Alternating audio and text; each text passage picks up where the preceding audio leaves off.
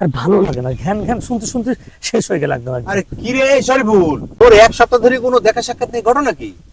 আর বলে না, বাড়ি যাই ওই ঘ্যান ঘ্যান ঘ্যান ঘ্যান শুনতে আমার আর ভালো লাগছে না। যখনই যাই ওই ঘ্যান ঘ্যান ঘ্যান ঘ্যান। তা হলো নাকি, জীবন তো আমার নাকি। ও পুরা একটু অর্ধেক ওরকম করে, মেনে নিতে ভালো। আরে খাওয়ার মধ্যে তো মদই তো খাই। আজ পর্যন্ত মদ খেয়ে কখনো আমি কি কোথাও পড়েছিলাম?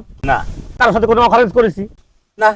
আমি কাজ সংসার সবকিছু তো ঠিক মতো করছি। হ্যাঁ তাহলে বাড়ি গেলে অত জলে কেন, অত ঘ্যান ঘ্যান করতে হয় কেন, বুঝলাম না তো। রে পাগল, সব বউরা এরকম একটু করে, মদ খাইলেও মানতে চায় না। দেখ, বাদ দে, তুই এ নিয়ে আর মাথা ঘামা করিস না তো। ও সব বউরা একটু এরকমই করে। আমি ওই একবারে বাদ দিয়ে দিয়েছি। হ্যাঁ বাদ দিয়ে দিয়েছি। বাদ দিয়ে দিছিস? হ্যাঁ, বাদ দিয়ে দিয়েছি। শরীফুল ভাই, তোর এই কাজে আমি ভীষণ খুশি হয়েছি। তুই আজ থেকে মদ ছেড়ে দিছিস? হট, মদ ছেড়ে দিয়েছি, মদ খাওয়া বাদ দিয়েছি, বউ বাদ দিয়ে দিয়েছি।